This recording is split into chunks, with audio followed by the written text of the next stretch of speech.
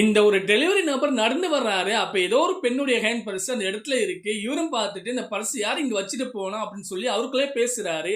அப்புறமா அந்த பர்ஸ எடுத்து அத ஓப்பன் பண்ணி பார்க்கிறாரு. உள்ள பணம் இருக்கு. அத கையில எடுத்துட்டு அவர் நெனச்சு பார்க்கிறாரு. கொஞ்ச நேரத்துக்கு முன்னாடி அவங்களுடைய அம்மா இவருக்கு ஃபோன் பண்ணியிருக்காங்க.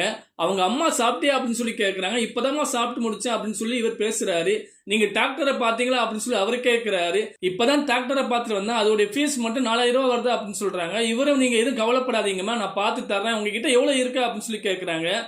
1000 தான் இருக்கு அப்படின்னு சொல்லி அவங்களுடைய அம்மா சொல்றாங்க. சரி நீங்க போனை வைங்க நான் பாத்துக்கிறேன் அப்படின்னு சொல்லி போனை வைக்கிறாங்க. இவர் அந்த பணத்தை பார்த்துட்டு நம்மளுடைய அம்மா கிட்ட கொடுக்கலாமா அந்த செலவுக்குலாம் தேவைப்படுமே அப்படின்னு சொல்லி நினைக்கிறாரு. கொஞ்ச நேரம் கழிச்சு இந்த பெண் செக்யூரிட்டி கிட்ட வந்து என்னுடைய கருப்பு பர்ஸ காணவில்லை. அதுல 50,000 இருந்துச்சு. என்னுடைய நாய்க்கு சாப்பாடு கொடுக்கும்போது அது மறந்துட்டேன் அப்படின்னு சொல்றாங்க. இந்த செக்யூரிட்டி நான் பார்க்கல ஆனா ஒரு பையன் வச்சதுமா தெரிஞ்சு அப்படின்னு சொல்லி அவருடைய நம்பரை கொடுக்குறாங்க. இவங்க நன்றி அப்படின்னு சொல்லிட்டு நம்பரை வாங்கிட்டு போறாங்க. கொஞ்ச நேரம் கழிச்சு அந்த பெண் அந்த நம்பரை மீட் பண்ணி அதோட ஹேண்ட் பர்ஸ் வாங்குறாங்க. இவங்களும் வாங்கிட்டு அந்த பர்ஸை ஓபன் பண்ணி செக் பண்றாங்க. எல்லாமே கரெக்டா இருக்கு. அதுக்கு பின்னாடி இந்த நபரை கிட்ட இந்த பெண் விசாரிக்கிறாங்க.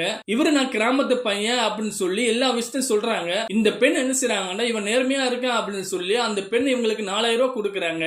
இவரு சரி அப்படின்னு சொல்லி வாங்கிட்டாங்க. நம்ம எல்லா நேரத்திலும் நேர்மையா இருந்தோம்னா நம்மளுக்கு எல்லா பலன் கிடைக்கும்.